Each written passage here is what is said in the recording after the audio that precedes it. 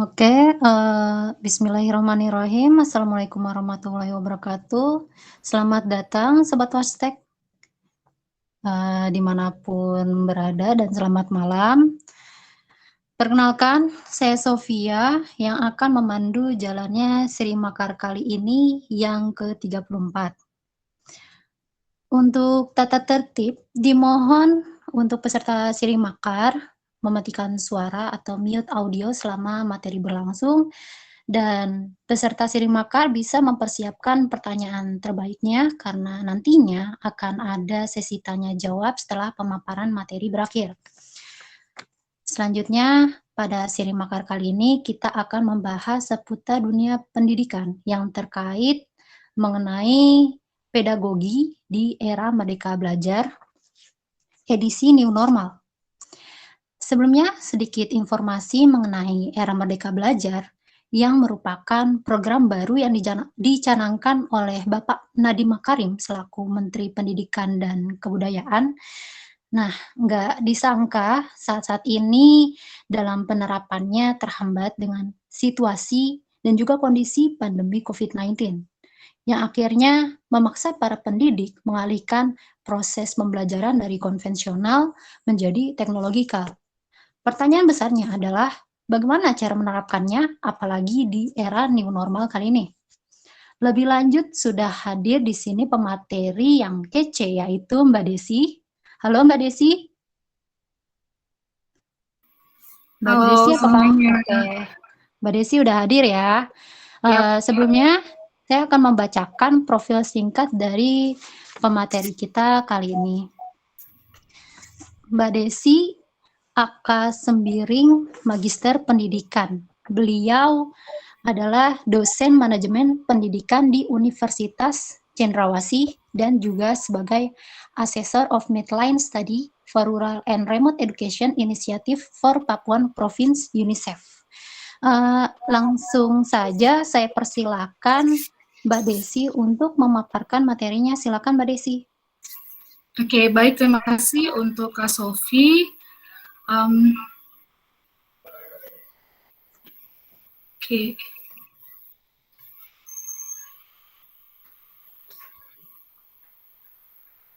Sabar ya.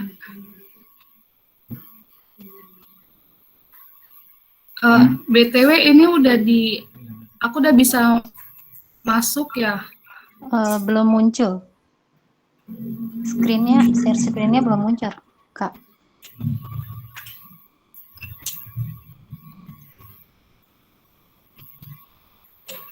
Oh, screen-nya di mana nih? Di kanan bawah, Kak. Present now.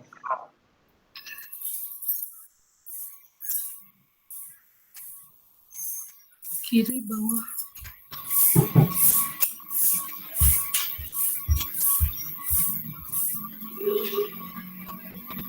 Tunggu ya. Di mana Kak? Sorry. Kanan bawah, Kak. Present now. Kanan bawah. Present now. Ya. Pilih window. Oke.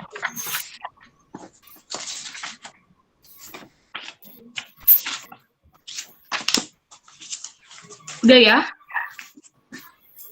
Oke, sudah muncul. Oke, baik, silakan Kak. Oke, baik, terima kasih untuk waktunya. Sebelumnya saya boleh nyapa dulu ya? Boleh.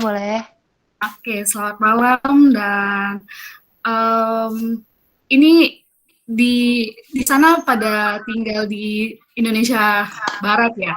Ini Iya, pasti kalau masih jam 7, sedangkan saya di sini, saya dari Jayapura, dari Papua. Ya, di sini udah jam 9 malam. Oke, langsung saja. Oke, Pada Kak. kesempatan hari ini, saat ini saya akan memaparkan terkait dengan tema kita itu pedagogi di era Merdeka Belajar edisi New Normal. Oke, saya Desi AK Sembiring, dosen manajemen pendidikan Universitas Cendrawasih. Nah, seperti kita ketahui ya, di tahun 2020 tepatnya di tanggal 2 Maret 2020 itu adalah tahun-tahun tersulit, bukan saja buat kita dari sektor pendidikan, tapi untuk seluruhnya, di mana kita secara mendadak diserang oleh sebuah pandemi, yaitu pandemi virus corona, dan semua orang sudah pada tahu apa itu virus corona, dan itu sangat mempengaruhi bagi dunia pendidikan kita juga. Nah, ketika adanya pandemi ini, akhirnya pemerintah kita menerapkan namanya new normal. Nah, apa itu new normal? Berdasarkan Roger M. Sinding, new normal itu a period in which man will follow the new rules over a long period of time. Jadi kita menerapkan sebuah peraturan terbaru, sebuah tata kehidupan yang baru dengan waktu yang cukup lama, dan itu yang sekarang sedang kita terapkan saat ini. Mohon maaf Kak, tidak geser slide-nya. Ya? Slide-nya tidak geser ke halaman berikutnya. Oh, iya kah? Betul, iya. Mungkin bisa di... Oke, nah sekarang sudah, baik. Oke, ini sudah ya. Oke. Nah, jadi kita itu diminta untuk menerapkan jarak, kemudian menggunakan masker, dan juga hidup sehat dan bersih. Dan ya, saya berharap teman-teman semuanya, teman-teman Wartek, ikutan mengkampanyekan protokol kesehatan supaya kita tetap menerapkan ini. Nah, dengan adanya aturan new normal itu yang dikeluarkan oleh Menteri Kesehatan, tujuannya adalah untuk mengatur interaksi dan aktivitas berdasarkan protokol kesehatan untuk menjaga penyebaran virus dan tetap bisa, dan kita ini masyarakat Indonesia tetap bisa beraktivitas. Jadi new normal itu bukan seperti kita yang pada kalanya normal bisa berinteraksi dengan orang banyak tanpa ada belenggu, namun kita diminta untuk mensirkelkan diri, menjaga jarak, supaya penyebaran virus ini tidak semakin banyak. Nah, tapi bagaimana dengan dunia pendidikan kita di era COVID ini? Apakah the new normal ini punya dampak yang, ya, apakah pendidikan tetap bisa terlaksana even kita di new normal? Seperti yang kita tahu, pendidikan itu kan semua teman-teman ketika di dalam dunia pendidikan tidak mungkin sekali tanpa berinteraksi, tanpa namanya bersentuhan, baik fisik, kemudian menjaga jarak. It's never we done. Kita nggak pernah melakukan hal itu. Tapi ketika ini bagaimana? Nah, itu yang akan coba kita lihat. Oke, berdasarkan surat edaran nomor 15 tahun 2020 dari Kementerian Pendidikan dan Kebudayaan kita, Bapak Menteri kita, Pak Nadiem Makarim, beliau menyarankan untuk menerapkan sebuah kebijakan learning from home atau belajar dari rumah. Itu adalah sebuah kebijakan bukan karena tapi untuk lebih mengurangi dampak dari virus corona ini, dan juga kita tetap melakukan aktivitas. Tapi ternyata gara-gara adanya kebijakan new normal ini, konsep atau program yang sudah dicanangkan oleh beliau, oleh Pak Menteri kita ini, itu related.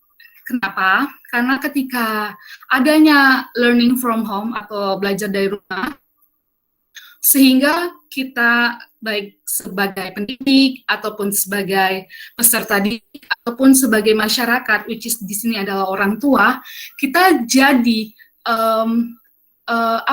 kita jadi tahu, kita jadi paham bagaimana caranya menggunakan teknologi yang dijadikan sebagai sarana ataupun alat bantu dalam dunia pendidikan. Karena bagaimanapun, meskipun kita dalam situasi seperti ini, pendidikan itu tidak boleh mati. Pendidikan itu tidak boleh berhenti. Karena apa? Karena ketika pendidikan itu berhenti, ketika pendidikan itu mati, kita sebagai anak-anak ya kita ataupun adik-adik kita yang adalah generasi penerus bangsa itu akan mendapatkan dampak yang tidak baik, dan itu dampaknya bukan hanya ke mereka, bukan hanya ke kita, tapi juga untuk ke kemudian harinya di negara kita ini. Jadi dengan adanya konsep learning from home yang juga related to Merdeka Belajar program, itu memaksimalkan teknologi secara kreatif dan inovatif sesuai tantangan zaman revolusi industri 4.0. Seperti yang kita ketahui, revolusi industri ini juga adalah sebuah gebrakan ataupun tantangan global, di mana kita mau tidak suka harus beradaptasi dengan namanya itu teknologi.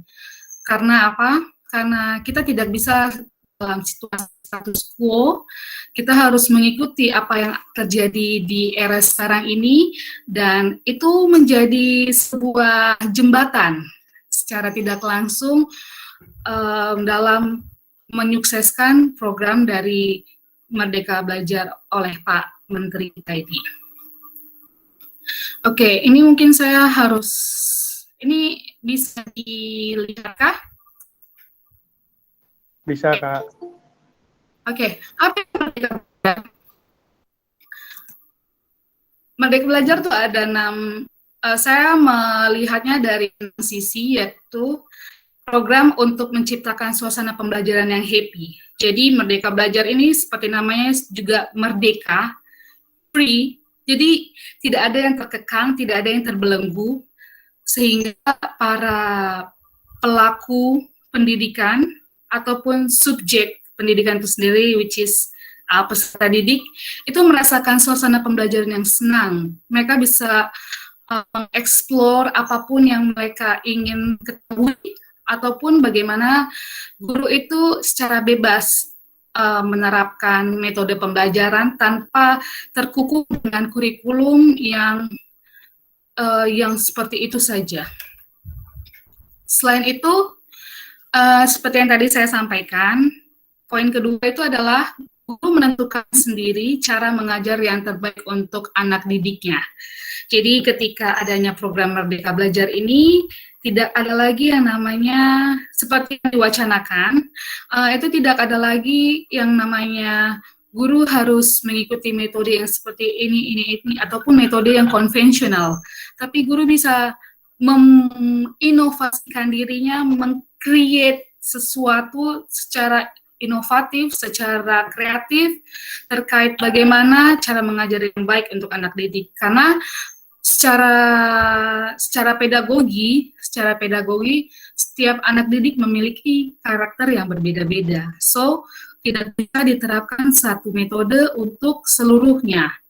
Jadi, disinilah guru bisa melihat potensi-potensi yang ada di anak didik itu. Selanjutnya, apa itu Merdeka Belajar? Nah, Merdeka Belajar ini juga di mana sekolah sebagai wadahnya punya kebebasan untuk menciptakan penilaian sendiri sesuai situasi yang ada. Seperti yang kita ketahui, sebelum-sebelumnya, kalau tidak salah di tahun 2020 kemarin itu adalah tahun terakhir dilaksanakannya ujian nasional, dan tahun ini rencananya tidak lagi ujian nasional, namun penilaian atau assessment. Jadi sekolah yang memberikan penilaian mungkin bentuk portofolio. Jadi tidak ada lagi indikator secara general, tapi dilihat dari situasi yang ada di sekolah itu sendiri. Karena Indonesia ini luas, Indonesia ini beragam, dan setiap tempat itu punya kekurangannya, punya kelebihannya, tidak bisa disamaratakan. Jadi ini adalah sebuah kemerdekaan bagi sekolah dalam menentukan apakah anak ini layak untuk bisa mendapatkan jenjang berikutnya atau tidak. Dan di sini tuh tidak lagi dinilai secara hanya kognitifnya saja, bukan lagi tentang nilai, bukan lagi tentang berapa jumlah nilai ataupun berapa yang ataupun kayak ya bukan soal kuantitasnya lagi, tapi lebih ke kualitas. Dan juga sekolah melakukan inovasi pembelajaran dengan memaksimalkan teknologi. Nah, seperti yang kita ketahui, ini sekarang zamannya smartphone, zaman teknologi, semua orang punya gadget. Ya, hampir semua orang punya smartphone, punya gadget, dan itulah menjadi landasan juga kita untuk memanfaatkan gadget kita, smartphone kita dalam melakukan sebuah inovasi pembelajaran, terutama buat teman-teman di bidang pendidikan, baik guru ataupun dosen, ataupun juga saat ini masih statusnya seorang peserta didik. Disinilah kita untuk memaksimalkan teknologi untuk melakukan inovasi-inovasi pembelajaran. Banyak sekali pembelajaran yang bisa dilakukan menggunakan teknologi. Apalagi sekarang ini yang dulunya kita tidak mengenal apa itu Zoom, kita nggak pernah mengenal apa itu Google Meeting, apa itu semuanya. Tapi sekarang secara kerelaan hati kita akhirnya mengetahuinya. Memang terkadang kita harus dipaksa dulu, kita harus tenggelam dulu baru mau belajar berenang. Kemudian, peserta didik itu lebih leluasa berdiskusi, lebih aktif dalam pembelajaran dan juga kreatif dalam berpikir.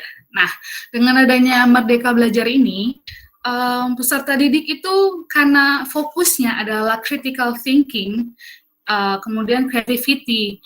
Jadi, apapun yang ada di benak dari peserta didik itu, mereka tuh secara leluasa menuangkannya. Jadi, dulu tuh biasanya, apalagi zamannya saya ya, anak-anak tahun 90-an, ketika kita banyak tingkah, kita banyak tanya, itu langsung di-cut. Itu langsung pokoknya ikut aja, jangan terlalu aktif, jadi dikasih label tuh hyperaktif. Padahal disitulah anak-anak ketika dia berani untuk show what they have, apa yang mereka punya, apa yang mereka pikirkan, what they think, itu adalah sebuah kunci, sebuah a key, bahwa mereka tuh punya sesuatu, punya inovasi atau punya potensi yang bisa dikembangkan. Dan itu harus dilihat, itu harus diperhatikan. Dan ya, itulah Merdeka Belajar ini. Dia menggali potensi-potensi yang ada di anak didik. Dan yang terakhir, guru tidak perlu lagi banyak menghabiskan waktu pada pengerjaan administrasi sekolah dibandingkan evaluasi pembelajaran.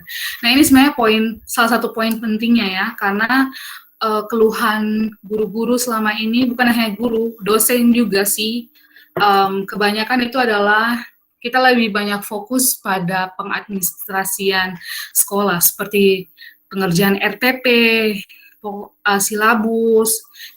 Kita diminta untuk melakukan inovasi-inovasi di dalam lembaran-lembaran tersebut. Ketika pengaplikasiannya di dalam kelas, kita juga melakukannya, namun kita lupa untuk melakukan namanya evaluasi pembelajaran. Apakah perencanaan sudah sesuai dengan pelaksanaan, dan hasilnya apa? Apakah ada dampak baik ataupun biasa-biasa saja kah? Atau malah ada hal yang kurang? Ada hal anak-anak ada yang malah tidak paham. Nah, itu yang ingin ditekankan oleh konsep ataupun program dari Merdeka Belajar ini.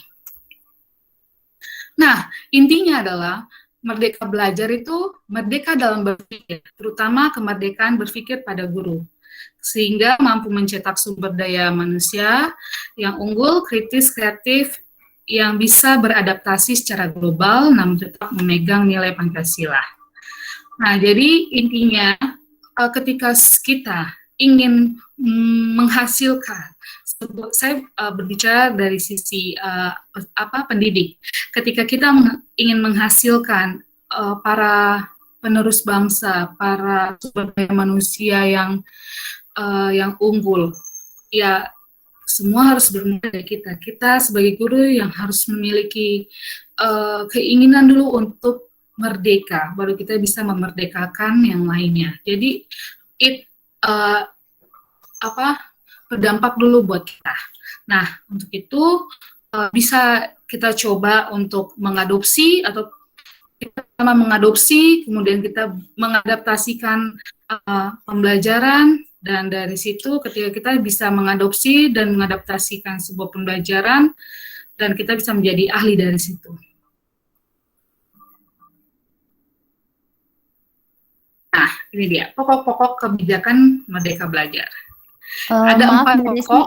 Ini berdasarkan. Mbak Desi, maaf, interupsi sebentar. Slide-nya nggak keganti, Kak. Nggak keganti lagi. Enggak. Aku screen ini loh. Nah, udah. Aku slideshow full. Nggak mau ya? Oke, gini ke ini nggak? Full slideshow atau? Ini sebagian. Tampilan Tapi udah masuk ke slide pokok-pokok kebijakan Merdeka Belajar. Oke deh. Ya, makasih. Oke, untuk selanjutnya kita akan bahas coba terkait pokok-pokok kebijakan Merdeka Belajar. Jadi berdasarkan program dari Kementerian Pendidikan dan Kebudayaan, ada 4 pokok kebijakan, yakni yang pertama itu ujian sekolah berstandar nasional USBN, yang kedua itu ujian nasional UN, yang ketiga itu rencana pelaksanaan pembelajaran RPP, dan yang terakhir itu terkait dengan peraturan penerimaan peserta didik baru yang berzonasi. Jadi yang seperti saya tadi sampaikan terkait USBN-nya itu yang tadinya kita menggunakan USBN sekarang digantikan dengan assessment yang dilakukan oleh sekolah. Jadi itu sekolah punya kemerdekaan untuk melakukan penilaian. Nah, penilaiannya itu juga lebih komprehensif, di mana mereka bisa menggunakan portofolio ataupun menggunakan indikator-indikator yang sudah disiapkan oleh sekolah sesuai dengan apa yang ada ataupun pokoknya yang berbasis dengan sekolah itu sendiri. Kemudian untuk ujian nasional ini sudah diubah menjadi assessment kompetensi minimum dan survei karakter. Jadi memang lebih menekankan ke karakternya si peserta didik dan juga kompetensi-kompetensi yang ada di dalam penilaian itu sendiri. Kemudian yang ketiga itu, nah RPP ini yang tadinya biasanya sampai berlembar-lembar, itu mulai dari perencanaan sampai nanti evaluasi, kemudian penilaiannya. Nah sekarang itu diminta untuk 1 lembar saja minimal. Bukan minimal sih, kalau bisa 1 lembar saja, tapi mencakup semuanya. Jadi di situ tujuannya tuh supaya guru-guru kita tuh punya waktu, bukan hanya untuk ngerjain itu saja, tapi dia juga punya waktu untuk melakukan evaluasi pembelajaran, which is juga punya waktu untuk keluarga lah, karena saya juga bisa lihat sendiri bagaimana banyaknya kerjaan-kerjaan yang dilakukan oleh ibu bapak guru kita dengan pengerjaan RPP sampai mereka tuh tidak punya waktu. Dan juga yang terakhir itu terkait dengan zonasi.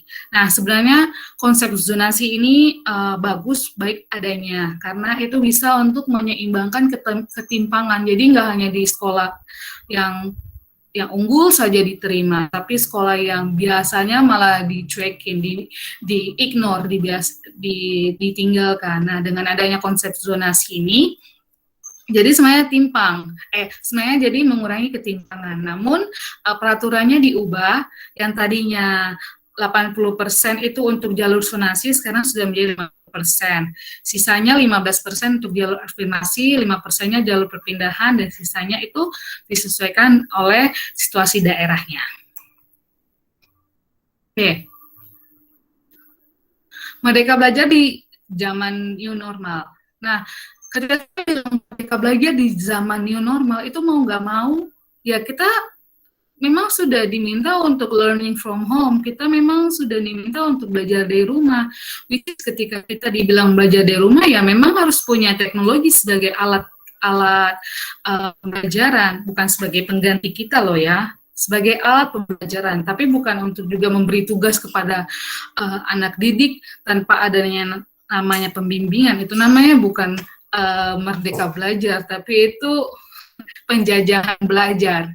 Jadi di Merdeka Belajar ini ya kita tetap harus stay home, harus tetap belajar dari rumah, dan seperti yang dibilang tadi itu kita di sini ditekankan untuk melakukan untuk memiliki kreativitas dan juga inovasi oleh seluruh elemen pendidikan.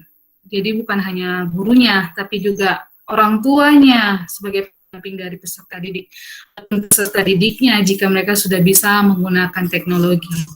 Nah, dengan adanya konsep seperti ini, maka terjadilah literasi baru. Yang tadinya kita literasinya literasinya kita itu tadinya hanya membaca, berhitung, tapi kita sudah punya literasi baru seperti literasi data. Kita bukan hanya sekedar membaca, tapi kita juga diminta untuk bisa menganalisis, bukan diminta, kita mampu untuk menganalisis, kita mampu menggunakan informasi yang ada di dunia digital. Kita bisa critical thinking, kita bisa sortir mana yang betul-betul informasi good information ataupun bad information. Kita bisa mensortirnya. Terus juga kita bisa menggunakan teknologi, kita bisa tahu cara menggunakannya, dan juga kita juga bisa menggunakan teknologi sebagai alat komunikasi juga. Nah, pertanyaannya, kenapa kita guru dituntut sih harus beradaptasi? Kenapa kita tidak ya seperti biasa kan, pendidikan kan tujuannya mentransfer ilmu. Kan yang penting saya punya apa yang saya punya, apa yang saya tahu saya transfer kepada kamu peserta didik. Ya kamu sudah tahu, sisanya nanti ke depannya ya kamu cari jalan. Not like that. Guru sejatinya bukan hanya sekedar mentransfer ilmu, tapi dia bagaimana memajukan manusia yang dia didik. Karena apalagi kita ya di tahun 2035 ini kita akan mengalami namanya itu generasi produktif. Jadi disitulah anak-anak didik yang betul-betul peak-nya kita itu jadi pemegang ataupun sebagai generasi emasnya di negara kita ini. Nah, jika misalnya kita saja tidak mampu untuk beradaptasi, kita ikut arus saja, pasti kita akan ketinggalan zaman. Kita saja kalau ketinggalan zaman, yang ini nggak apa-apa. Tapi bagaimana dengan anak didik kita yang masih muda, yang punya masa depan masih panjang? Apa kabar Indonesia nanti? Seperti itu. Nah, itu kenapa kita harus beradaptasi. Jadi, berhasil tidaknya program Merdeka Belajar, itu sebenarnya related banget sama revolusi industri 4.0. Karena revolusi industri 4.0 ini kan menggaungkan namanya teknologi. Teknologi harus blend dengan kehidupan kita. Kita harus memang betul-betul menyatu dengan namanya teknologi. Dan Merdeka Belajar ini adalah Merdeka Belajar ini sangat relate sama konsep revolusi industri ini. Oleh karena itu, guru diminta untuk beradaptasi.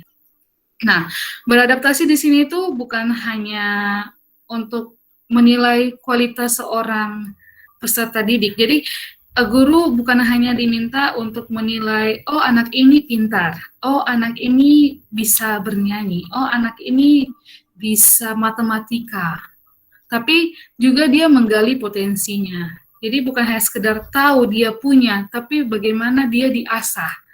Seperti itu. Nah, yang kedua, Mbak Desi, maaf, boleh interupsi sebentar. Boleh diulang share screen-nya nggak? Soalnya di sini itu tampilannya belum full screen. Jadi Kalau diulang share screen-nya nanti pilihannya pilih yang entire screen, bukan yang Windows. Oh, oke. Coba diulang deh, Mbak. Maaf ya. Oke, saya close dulu kalau gitu.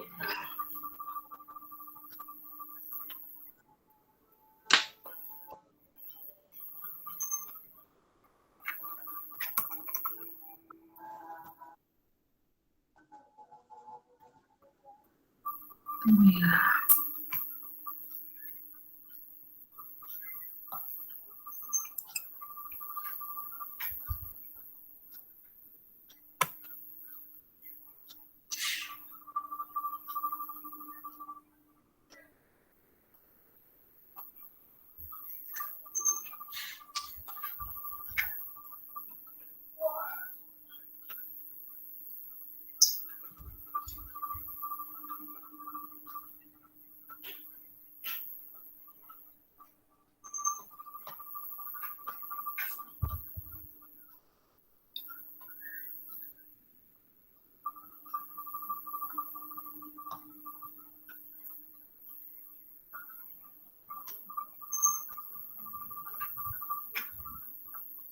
Ini sudah masuk? Belum, sebentar. Belum, Mbak.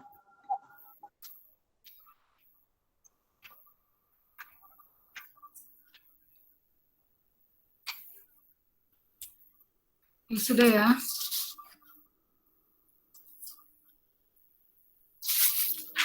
Sudah Ini masuk? udah masuk, cuman belum full screen. Ya.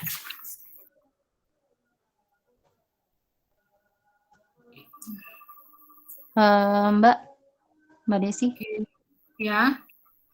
Udah masuk, cuman belum full screen, Mbak. Pilihannya yang entire screen, bukan? Nah, ya, udah, sip. Oke. Lanjut, Mbak, silakan. Oke, makasih. Oke, jadi selain tadi kita diminta untuk menggali potensi, kita juga jangan terlena dengan status quo, yaitu kita ya stuck di situ saja, tidak mau berkembang, tidak mau belajar. Jadi itulah kita sebagai pendidik, kita bukan hanya sekedar mendidik, tapi kita juga mau dididik oleh keadaan sekitar. Dan juga kita adalah sebagai sosok futuristik. Jadi kita menjamin seseorang punya masa depan. Jadi jika kita saja tidak bermutu karena tidak mau beradaptasi, apa kabar mereka yang kita ajar nanti? Nah, jadi teknologi itu pada dasarnya dia tidak bisa dan tidak akan pernah bisa menggantikan guru. Jadi jangan pernah berpikiran bahwa teknologi ini sudah oke nih, sudah banyak aplikasi-aplikasi berbasis pendidikan. Tapi jangan pernah, karena guru itu bukan hanya sekedar transfer ilmu, as I said, tapi dia memberikan contoh, teladan, karakter yang itu tidak bisa didapat dari teknologi. Nah,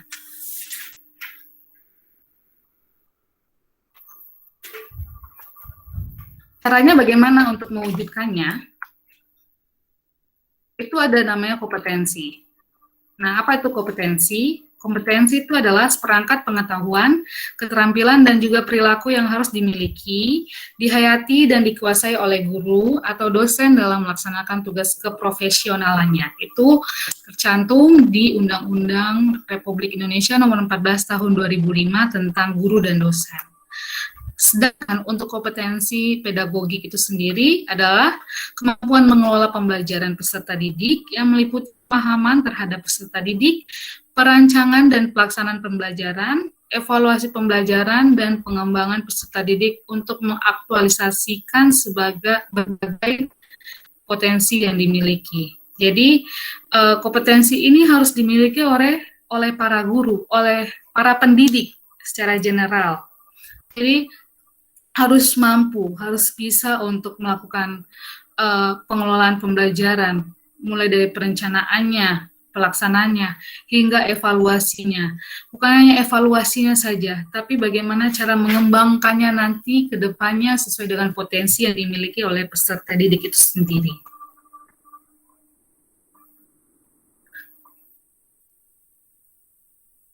Nah, berdasarkan Undang-Undang Republik Indonesia Nomor 14 Tahun 2005, itu terdapat 4 poin terkait dengan kompetensi yang harus, ingat ya, yang harus dimiliki oleh para pendidik. Itu yang pertama adalah kompetensi pedagogi.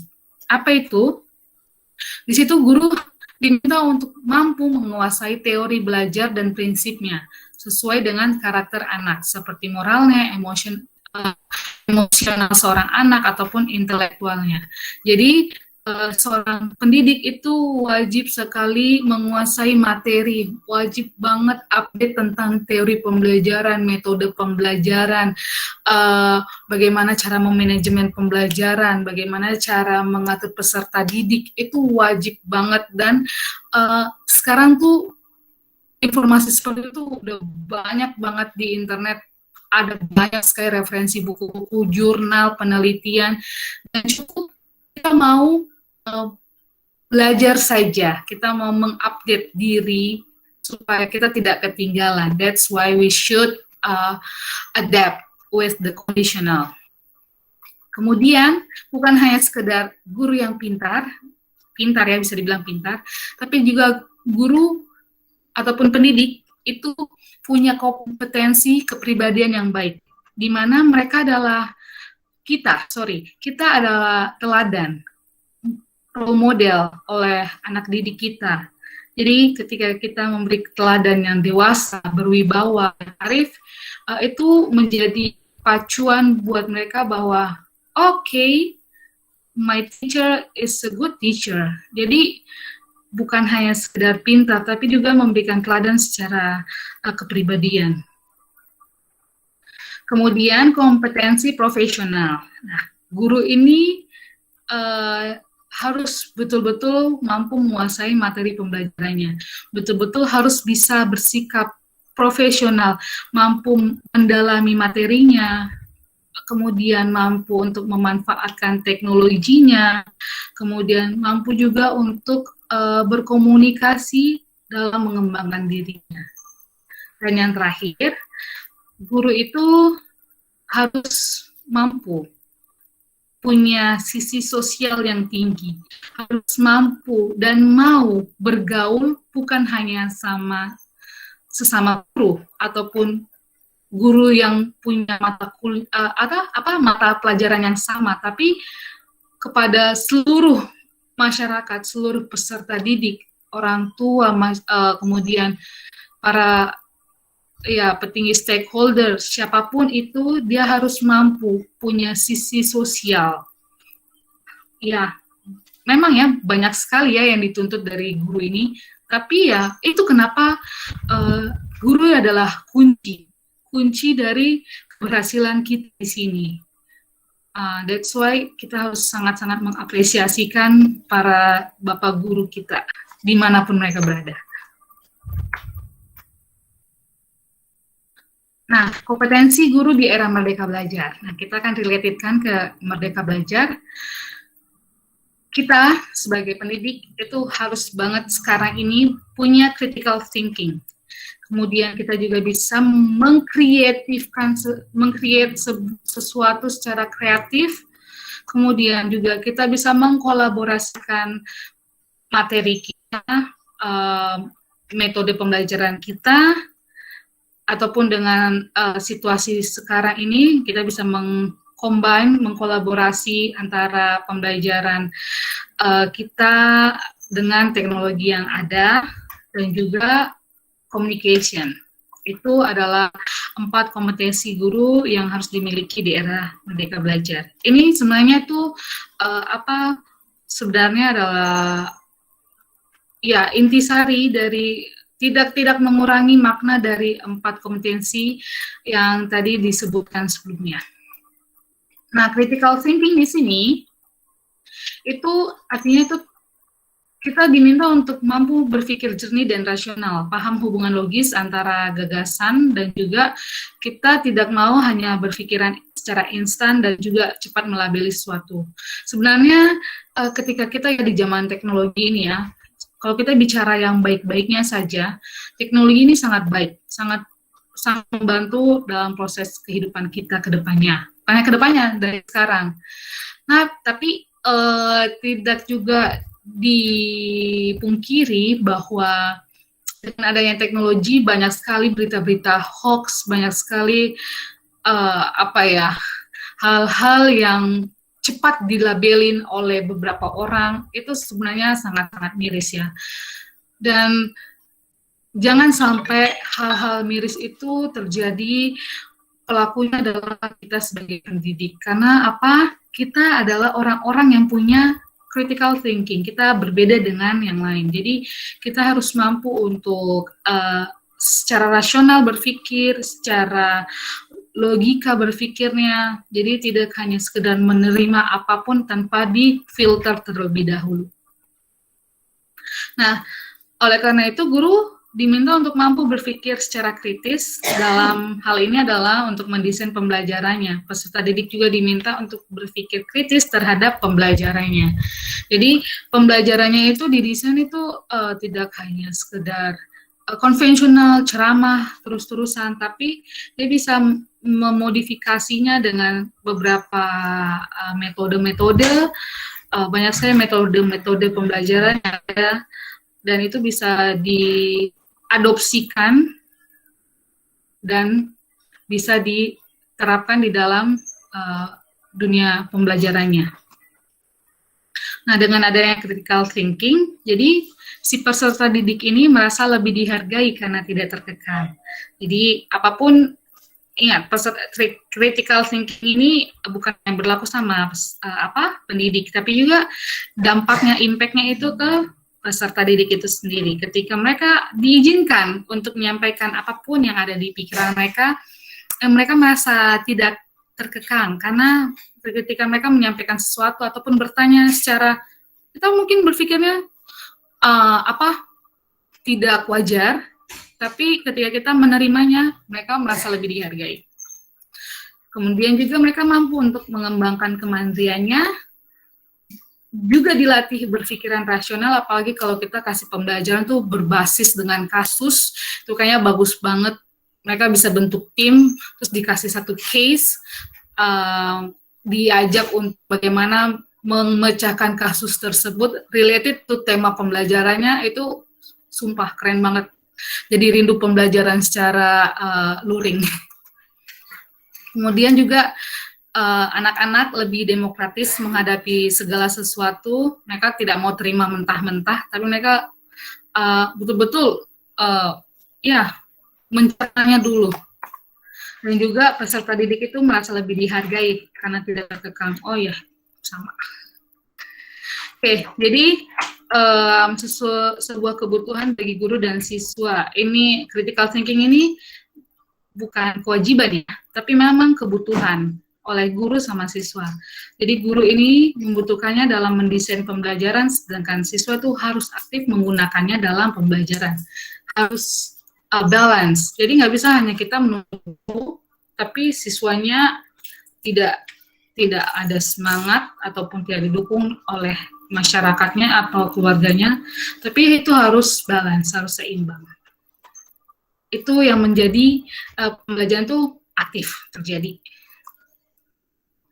Kemudian kreatif di sini, guru yang kreatif itu akan melahirkan output peserta didik yang kreatif juga.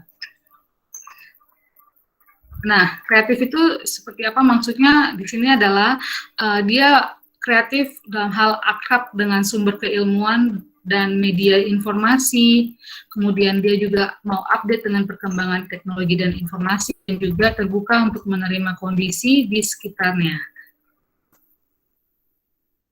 Untuk kolaborasi, nah kolaborasi di sini adalah para pendidik itu siap untuk berkolaborasi bukan hanya sama sekitar, bukan hanya sama pendidik sekitarnya, tapi juga sama komunitas-komunitas. Jadi kita jangan pernah merasa, saya guru, saya punya ilmu banyak. Saya merasa mereka tuh tidak mengerti tentang apa yang saya miliki, ilmu yang saya miliki. No, tapi kita harus mau berkolaborasi karena kita secara teori kita sudah oke, tapi secara praktek kita butuh dari mereka para teman-teman yang betul-betul ada di lapangan. Nah, dengan adanya kolaborasi itu kita bisa mengembangkan ataupun menumbuhkan jiwa kepemimpinan peserta didik. Dan di zaman sekarang ini kita juga harus siap berkolaborasi secara tatap muka maupun secara tatap muka dengan teknologi. Ini harus siap berkolaborasinya, blended learning. Dan untuk komunikasi, jika komunikasi itu baik, maka adanya proses interaksi antara guru dan peserta didik akan juga baik. Nah, komunikasi di sini tujuannya itu untuk merencanakan kegiatan, kemudian melaksanakan kegiatan dan juga mengadakan komunikasi. Nah, intinya ketika guru dan peserta didik memiliki iklim komunikatif yang baik, maka tercipta situasi sosial dan emosional yang menyenangkan. Nah, ya itu benar banget. Ketika kita punya cara komunikasi yang baik, ketika kita bisa, komunikasi itu bukan sekedar ngomong doang, kata Panji. Jadi bukan hanya sekedar bla bla bla bla, tapi dia ada cara untuk punya jiwa persuasif mengajak seseorang itu, dalam hal ini adalah hal-hal yang baik ya. Jadi ketika cara seseorang itu berinteraksi, berbicara, menyenangkan, pasti juga dampaknya itu kepada lawan pembicaranya. Dalam hal ini adalah guru dengan peserta didik. Nah, dengan diterapkannya keempat ways to in this era mereka belajar di new normal ini, maka salah satu programnya juga adalah adanya guru penggerak, yaitu guru yang memiliki jiwa, memiliki karakter seperti yang tadi saya sampaikan, punya jiwa kritis, pokoknya dia tahu konsep-konsep apa untuk melakukan inovasi ataupun menerapkan teknologi dalam dunia pendidikannya, dalam hal ini ada di sekolahnya. Kalau di programnya Pak Nadiem Makarim, ini minimal kalau bisa satu sekolah ada satu guru penggerak. Jadi seperti kayak virus gitu, ketika ada satu orang di situ pasti akan berimpact ke guru-guru yang lain. Ketika sudah banyak yang kena impact-nya, itu pasti lebih gampang dalam merangkul peserta didik untuk menjadi sosok yang diinginkan. Dalam hal ini adalah unggul, cerdas, kreatif, mandiri, berpikiran kritis, dan lain-lain. Nah, bagaimana cara mengaplikasikan Merdeka Belajar di era new normal? Yes, pembelajaran daring.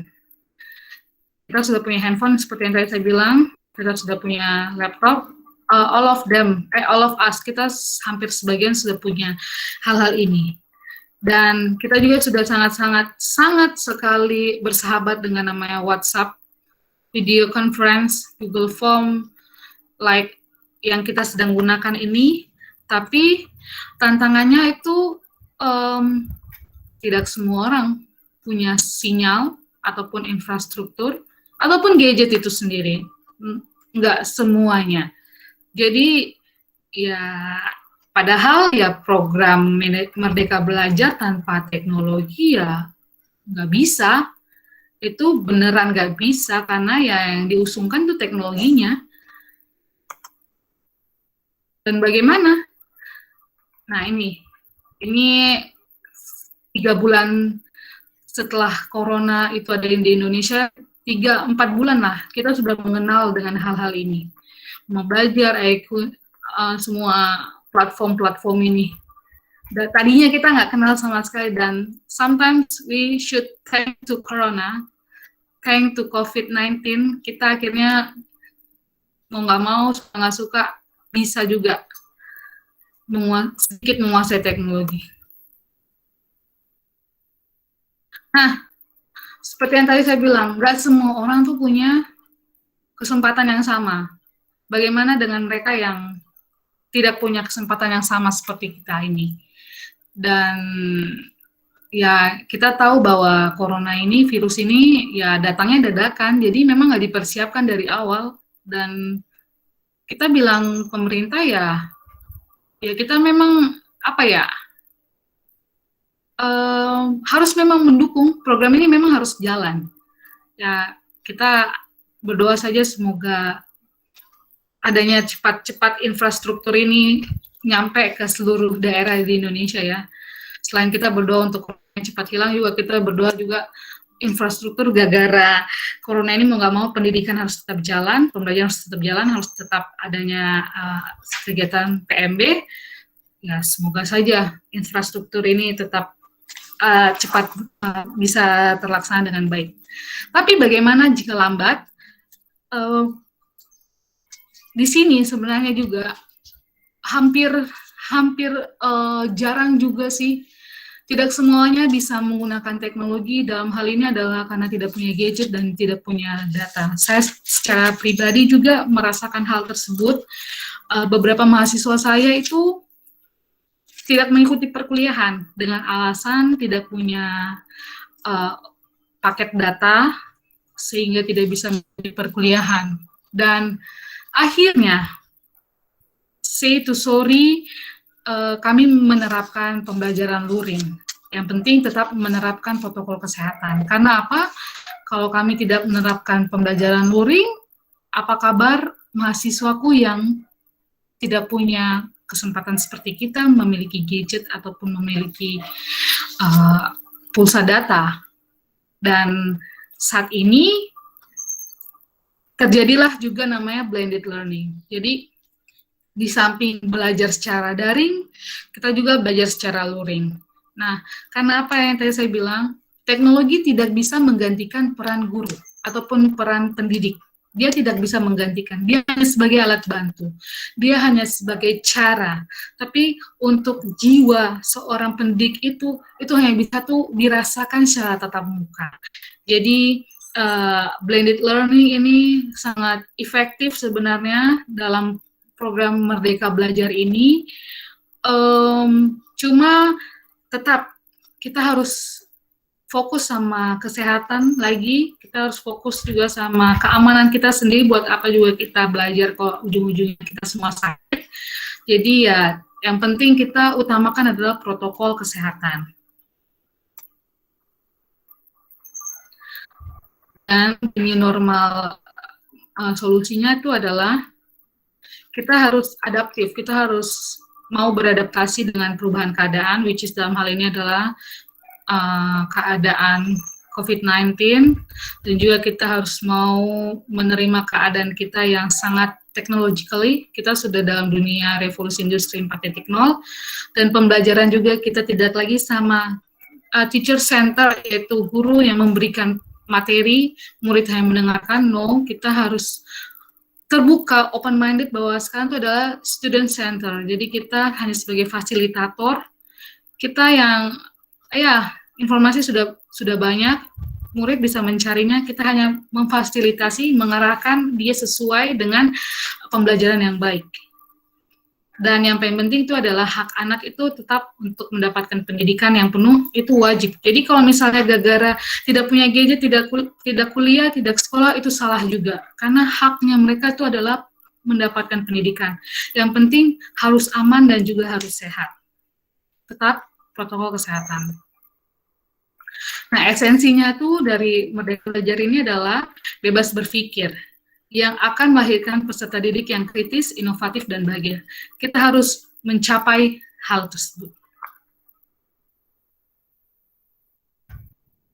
Nah, ini ada beberapa tips and tricks Ini untuk inovasi pembelajaran di era new normal untuk para guru. Mungkin bisa kita coba terapkan sistem pembelajaran model shift. Jadi ini sebenarnya kebijakannya lebih ke dari sekolah ya. Guru nggak bisa memberikan kebijakan seperti ini. Tapi ini bisa dilakukan. Ini yang coba saya juga terapkan. Jadi kita pakai shift.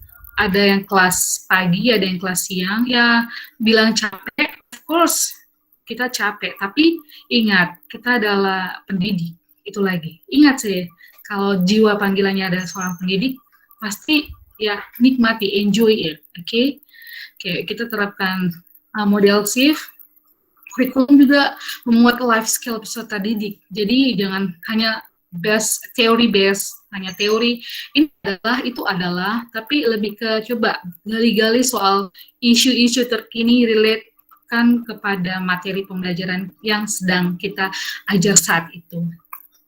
Kemudian juga kita harus mau mengupgrade kemampuan kita, skill kita, teknologi, apapun itu kita harus mau upgrade. Mungkin ini bisa jadi masukan untuk dilakukannya sebuah fasilitas pembimbingan. Kita mau mengembangkan SDM, kita juga harus dikembangkan SDM-nya. Nah, itu mungkin para petinggi, para pemegang kebijakan, para ayah untuk bisa memfasilitasi para pendidik kita untuk mau terus mengupgrade dirinya. Dalam hal ini adalah ya teknologi. Dan juga adanya infrastruktur pembelajaran berbasis new normal. Jadi infrastruktur pembelajaran berbasis new normal tuh kayak adanya cuci tangan, disiapkan selalu hand sanitizer ataupun masker seperti itu.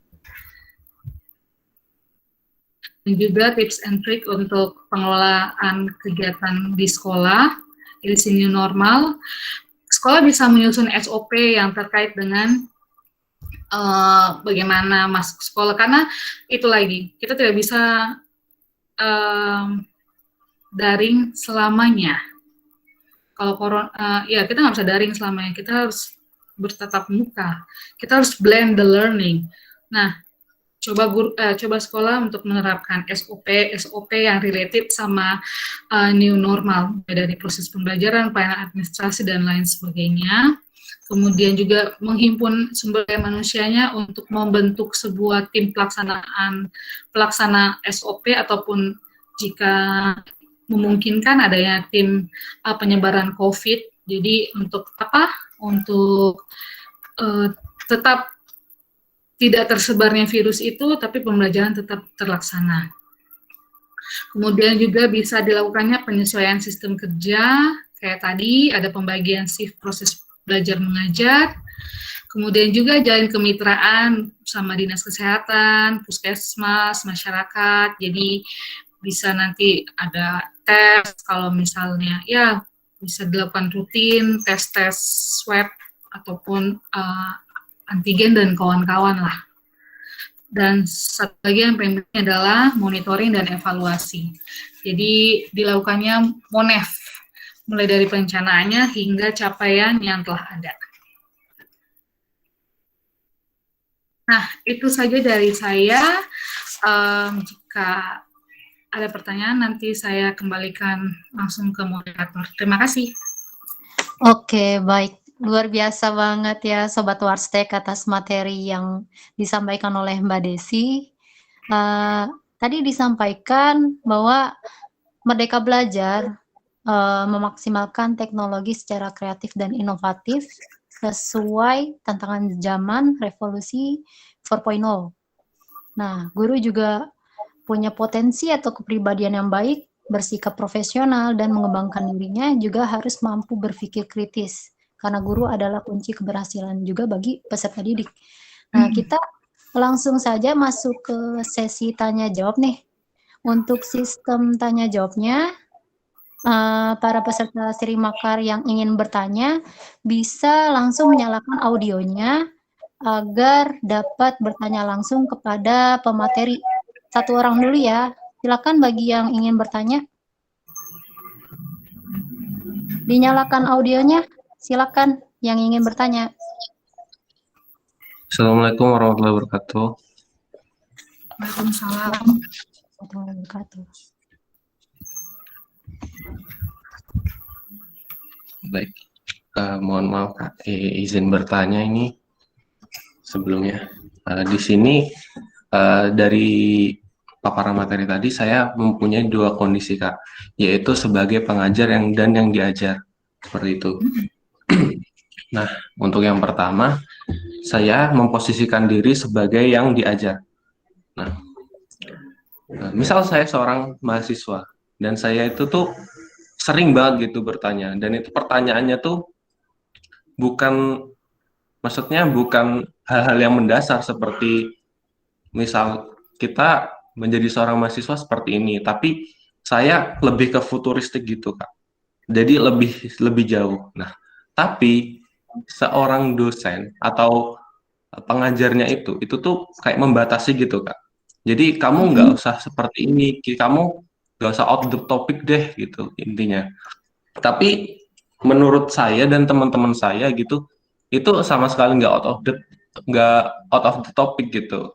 Nah, itu tuh kayak banyak gitu Kak, saya nggak cuma sekali, tapi sebelum itu dosennya tuh selalu bilang kalau bertanya itu yang apa ya istilahnya yang bagus gitu kan. Nah, apakah dengan seperti itu mahasiswa tuh kayak dibatasi gitu Kak? Kan ini kan merdeka belajar gitu kan. Nah, itu kalau menurut saya dan teman-teman saya tuh seolah tuh kayak membunuh ekspektasi gitu kan, membunuh apa yang disebut dengan kreativitas dan critical thinking dari misal diri saya gitu. Nah, kan tadi kan harus balance gitu kan antara siswa dan mahasiswanya gitu. Mahasiswa dengan dosennya gitu, pengajar atau yang diajarkan ya. Nah, itu pertanyaan saya yang pertama Kak. Nah, kedua saya memposisikan diri sebagai seorang pengajar, di mana saya ini kan seperti seorang asdos gitu Kak. Saya seorang dosen yang dilimpahkan oleh seorang dosen gitu kan. Saya tuh diberi tugas oleh dosen untuk mengajar suatu kelas, dan itu nggak cuma satu kelas gitu, tapi banyak banget kelas dan itu bertumpuk-tumpuk setiap hari gitu. Nah, gimana sih Kak kita menghadapi orang seperti saya gitu kan, atau mendapat feedback yang positif gitu dari teman-teman saya, karena itu tadi kan teman-teman saya atau kakak-kakak tingkat saya gitu. Kayaknya itu aja pertanyaan saya Kak. Terima kasih. Langsung aja Terima Kak. kasih. Langsung saja Kak Sofi. Silakan Mbak Desi. Oke, makasih buat Kak Wegi Triwidakdo. Oke. Kalau tadi ya bicara dari yang awal tuh. Ketika kita sebagai seorang mahasiswa, apalagi mahasiswa itu kan semangatnya dalam hal menyampaikan sesuatu ya. As long as selama kita merasa cara menyampaikan pemikiran kita, ide kita itu sesuai dengan kaidahnya. Kaidahnya di sini adalah kesopan santunan. It's okay, ya nggak apa-apa. Tapi ketika seorang dosen itu jadinya membelenggu, menentang, saya tidak mau menyalahkan dosen tersebut karena I'm not in, saya nggak di dalam situ. Tapi jika saya di posisi tersebut, jika saya sebagai dosen tersebut, saya akan membiarkan apapun pertanyaan-pertanyaan yang diberikan itu. Mungkin ini kemungkinan jika dosen tersebut sebenarnya merasa malu untuk ternyata tidak bisa menjawab apa yang ditanyakan oleh KWG. Sebenarnya sih saya juga punya pengalaman juga seperti itu. Karena kan kita guru tapi ada beberapa hal juga kita tidak bisa jawab saat itu juga. Ya kita bisa melemparkannya. Kalau misalnya dia kreatif loh ya, kita bisa melemparkannya ke teman yang lain. Oke, tadi pertanyaan dari dari saudara Wegik seperti ini. Ada yang mau meresponnya, ada yang mau menanggapinya. Di situ dia bisa apa ya, sambil berpikir juga sebenarnya, karena kan namanya guru, namanya dosen, sering kan namanya apa ya namanya secara logika tuh logisnya jalan, ya kan. Jadi ketika nanti disampaikan ke teman-teman yang lain itu kan, jadi dia bisa menyimpulkan dari jawaban-jawaban yang lain. Ataupun jika tidak didapatkannya jawaban saat itu, dia mungkin bisa juga bilang gini, oke, jawabannya ditampung dulu, minggu depan kita akan diskusi. Kalau misalnya memang dia mau, karena secara pribadi, apalagi kita zaman sekarang namanya mengekang sebuah pertanyaan dari mahasiswa ataupun dari murid, dari peserta didik itu sebenarnya tuh menunjukkan bahwa kita tidak mampu. Seperti itu kalau saya. Nah, kalau dari sisi kamu sebagai peserta didik ya mau bagaimana lagi, that's your lecturer. Cuma maksudnya jika bisa kasih solusi, ya solusinya ya tetap menjadi WGIK yang critical thinking, yang mempunyai jiwa kritis. Jangan sampai gara-gara hal itu kamu down. No, jangan. Karena hanya beliau, belum tentu ke beliau-beliau yang lainnya akan melakukan hal yang sama seperti itu. Nah, untuk kalau kamu sebagai pengajar ketika dibebankan, enjoy it, nikmati saja. Kenapa? Kamu dipercayakan mengajar, kamu dipercayakan untuk memimpin sebuah kelas. Jika kamu tidak dirasa mampu, jika kamu tidak dirasa pintar, pasti kamu tidak akan diberikan kepercayaan tersebut. Even supaya yang dosen tersebut, nggak tahu dosen siapa, dosen tersebut hanya ingin melemparkan pekerjaannya, tugasnya, don't care, jangan peduli, nggak usah peduli. Anggap itu untuk improve kemampuanmu, your skill. One day, kamu bisa ambil S2, lanjut, daftar jadi dosen, karena you already have experiences like that. Jadi enjoy it. Seperti itu. Itu aja sih. Makasih. Baik, Kak. Terima kasih, Kak. Oke, terima kasih Bang Wegi atas pertanyaannya dan jawabannya luar biasa dari Mbak Desi. Selanjutnya ada pertanyaan lagi untuk Mbak Desi. Silakan nyalakan audionya. Videonya juga boleh dinyalain. Ayo, silakan. Jangan malu-malu. Kita sama-sama belajar. Ada lagi yang ingin bertanya seputar era Merdeka Belajar? Oh iya, aku ini kan posisinya lagi di Papua, Jayapura. Siapa tahu ada yang mau tanya gitu soal gimana sih di sana konsep pembelajaran new normalnya gitu. Ada hambatan atau enggak? Apakah udah diterapkan belum Merdeka Belajar di sekolah? Ya, bisa aja tuh ditanya. Kalau nggak ada yang nanya, ada lagi? Nah, silakan. Selamat malam. Di Malam. sini saya mau bertanya.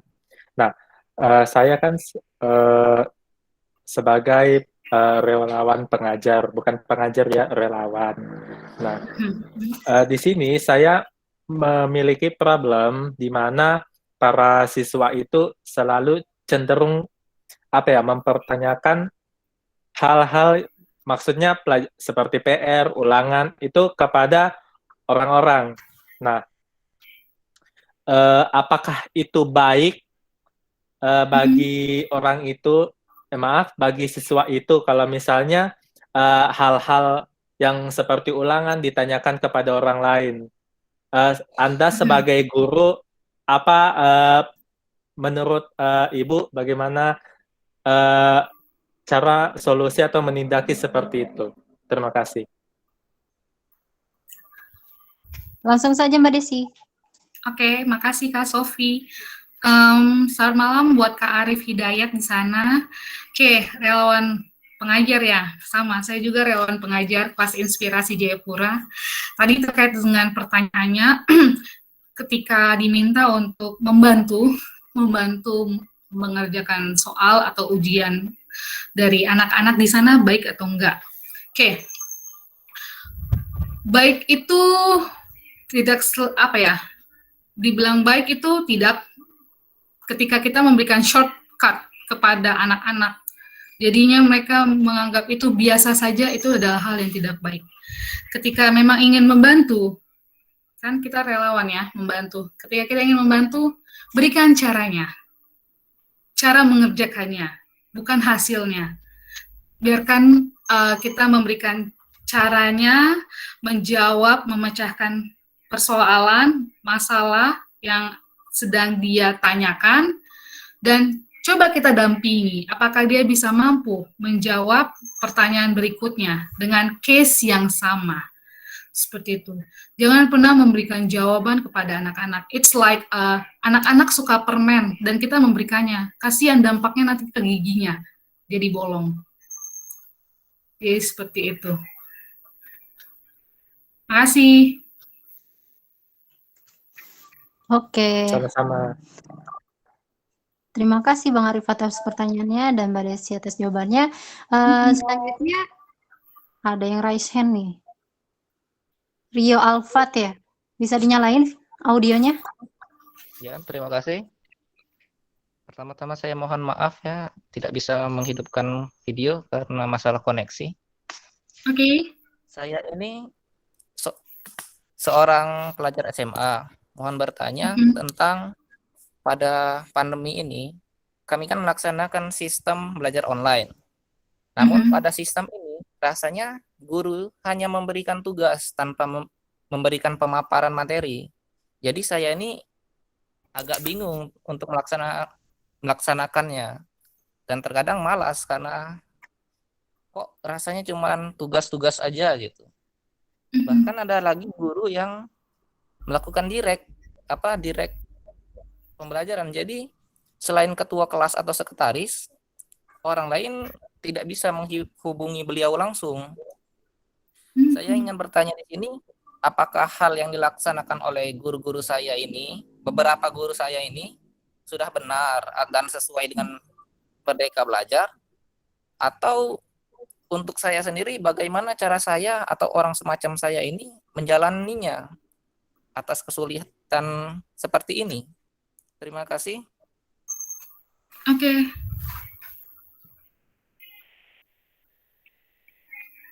Kak Sofi lanjut aja. Oke. Selamat malam buat adik Rio. Saya panggil adik aja ya, karena masih SMA. Oke. Apa yang dirasakan Rio? Nah, ini ya.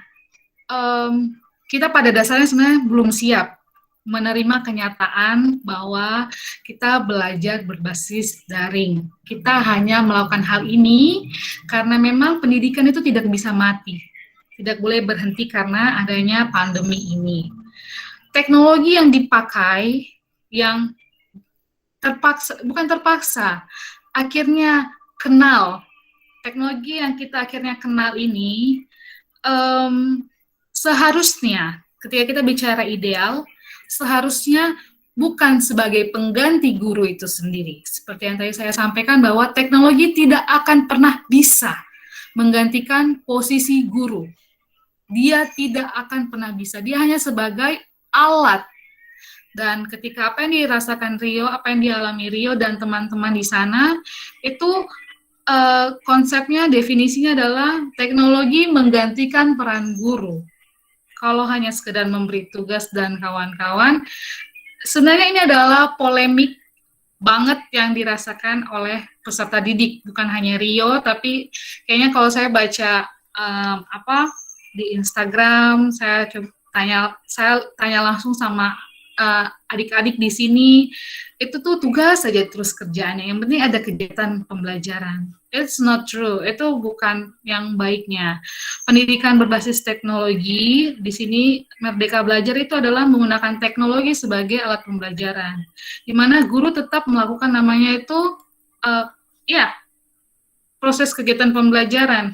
Tetap seperti kita ini berinteraksi. Kamu di sana, saya di sini. Saya memberikan sedikit isu ataupun saya memberikan sebuah pertanyaan, kalian boleh menjawabnya ataupun boleh memecahkan isu yang saya berikan. Ketika ada yang mau ditanyakan, tanyakan saya langsung. Jadi bukan hanya sekedar memberi tugas. Semuanya itu tidak baik. Dan bagaimana caranya Rio tetap menikmati proses pembelajaran yang saat ini sedang terjadi.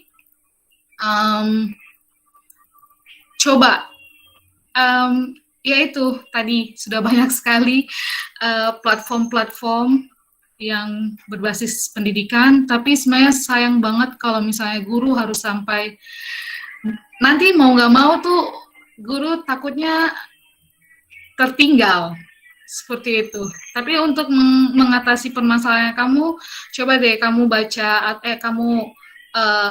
gunakan aplikasi-aplikasi ataupun platform-platform berbasis yang berlandaskan dengan pendidikan. Karena sebenarnya kalau mau dibilang salah ya udah salah itu.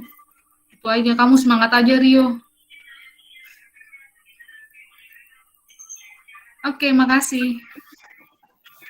Ya, terima kasih atas jawabannya. Oke, baik. Terima kasih Rio atas pertanyaannya dan Mbak Desi atas jawabannya. Langsung aja ada lagi yang mau bertanya atas nama siapa tadi? Simple Project ya? Simple Project. Oke, baik. Terima kasih Kak. Jadi mungkin saya dipanggil Nanda aja ya Kak ya.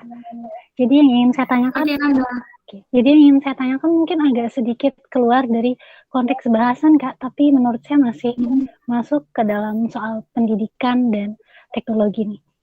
Jadi saya agak ini Kak, sebenarnya saya agak prihatin, walaupun memang sangat suka dengan metode Merdeka Belajar, tapi seperti yang tadi Rio katakan, praktiknya kok kayaknya enggak ya Kak ya, kurang belum masuk ke sana. Sebenarnya yang ingin saya tanyakan, jadi ada kasus nih Kak, adik saya masih SMP, adik kenalan saya tuh dia masih SMP. Dia ngerjain tugas kan, dikasih tugas online sama kayak kasusnya Rio. Cuma sayangnya itu Kak, dia ternyata ketika dia nyari jawaban di internet seperti itu kan, justru yang terbuka itu situs yang seharusnya nggak boleh dilihat untuk anak umuran segitu. Itu tuh bagaimana sih seharusnya kita menanggapi masalah-masalah seperti itu? Kita mau ngasih tahu juga, saya agak bingung gitu Kak, karena emang udah nggak bisa untuk mencegah itu, karena dia sendiri yang menemukan hal-hal seperti itu. Kira-kira masalah-masalah seperti ini seperti apa ya Kak? Terima kasih. Oke, makasih. Oke, kalau aku sih pribadi coba deh pakai Adblock. Coba nanti cari Adblock, itu biasanya tuh ngeblok situs iklan-iklan gak jelas gitu. Nah, karena SMP kan, nah itu gunanya anak-anak itu didampingi belajarnya. Memang nggak semua orang tua juga punya waktu, karena ya ada juga yang kerja dua-duanya.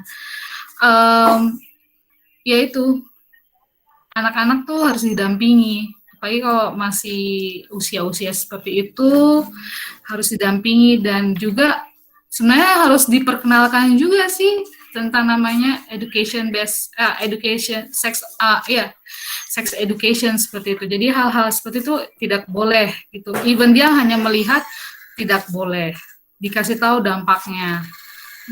Jangan anggap coba aja deh dulu download Adblock, siapa tahu berguna. Dan yang aku sarankan didampingi adiknya sambil belajar.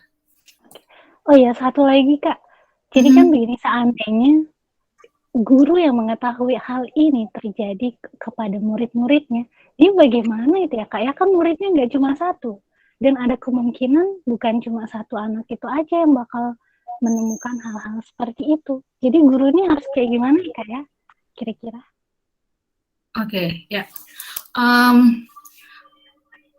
Guru memang nggak bisa mengcover semuanya. Itu beban nggak bisa diberikan semuanya kepada guru, karena pendidikan itu bisa sukses jika didukung oleh guru, peserta didik itu sendiri, sekolah, masyarakat, dan para stakeholder. Itu baru namanya pendidikan hidup. Ketika pendidikan semuanya, apalagi sampai hal-hal seperti ini dibebankan sama guru, sebenarnya agak miris sih. Ini sebenarnya lebih ke bagaimana ya, mungkin dari informatika harus ini tantangan untuk para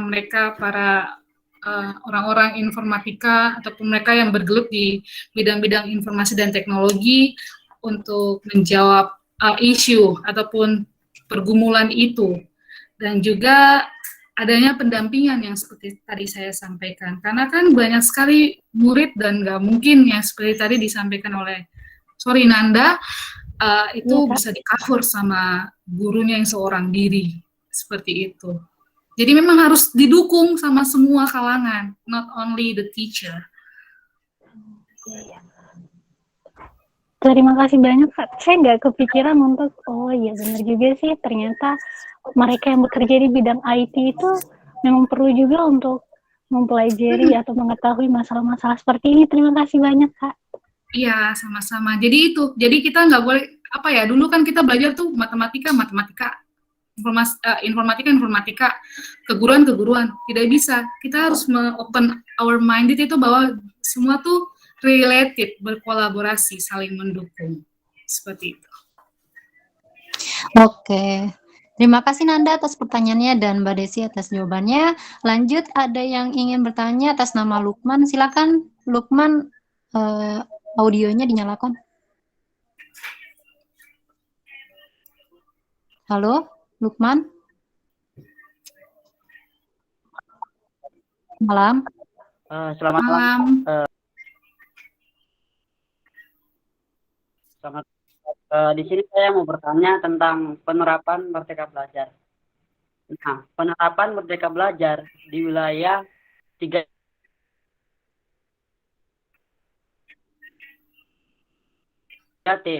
tertinggal,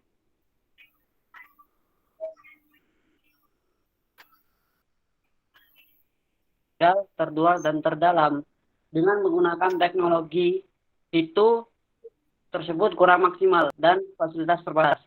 Sedangkan kan untuk dilakukan bagaimana solusi agar murid tersebut dapat pembekalan pembelajaran maksimal dan apakah semua murid tersebut bisa efektif. Terima kasih Kak.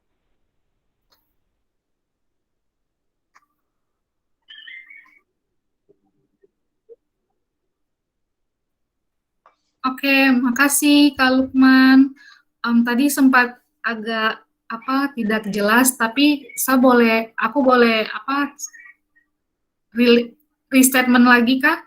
Pertanyaannya itu terkait bagaimana mereka-mereka yang di tempat yang tidak memungkinkan pembelajaran daring sehingga melaksanakan pembelajaran luring, apakah ada solusinya? Ada ya seperti itu ya?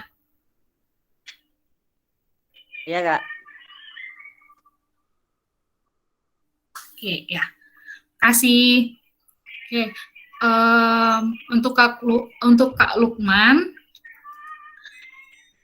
mereka yang tidak bisa melaksanakan daring dan akhirnya melaksanakan luring, itu apalagi di new normal ini, seperti tadi yang saya paparkan, coba aja pakai namanya metode shift.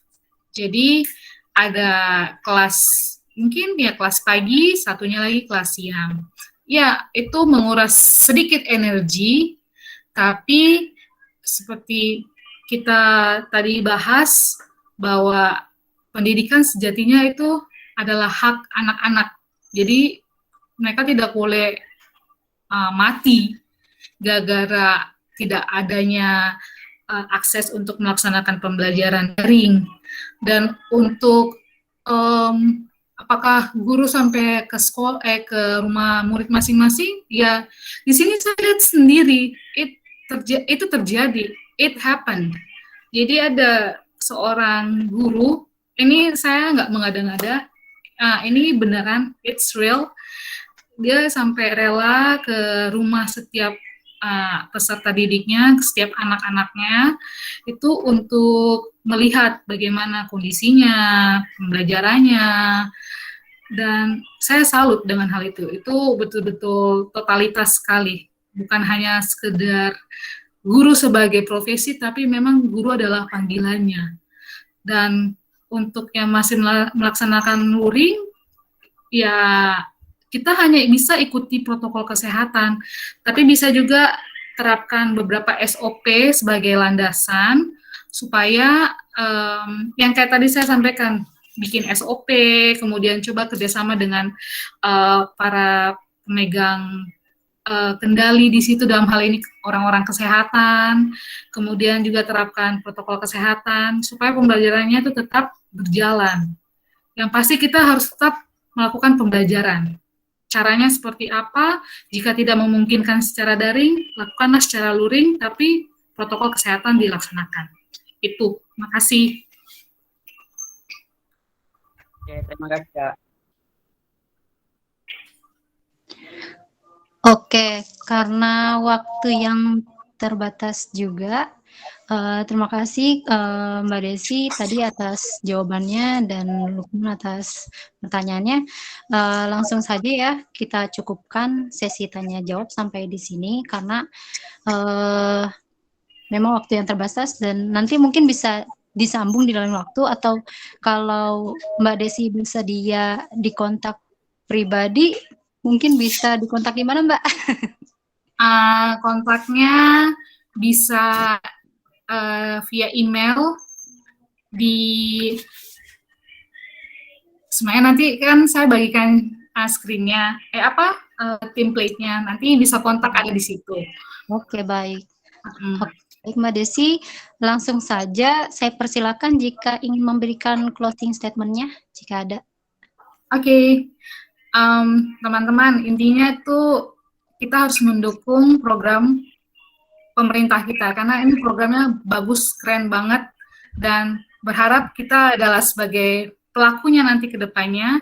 Karena apa? Karena Merdeka Belajar ini bukan hanya mengajarkan soal konsep apa, tapi mengajarkan konsep bagaimana. Jadi kita diajak untuk berpikir kritis dan mau berkembang sesuai zaman. Jika tidak bisa beradaptasi, maka pilihannya mati. Itu aja dari saya, Desi Sembiring. Terima kasih. Oke, terima kasih Mbak Desi selaku pemateri Siring Makar kali ini. Berikut saya lampirkan sertifikat dari Warstek dan sekaligus saya tutup Siring Makar kali ini. Terima kasih juga kepada Sobat Warstek yang sudah meluangkan waktunya. Selamat malam. Wassalamualaikum warahmatullahi wabarakatuh. Malam, makasih. Sampai jumpa.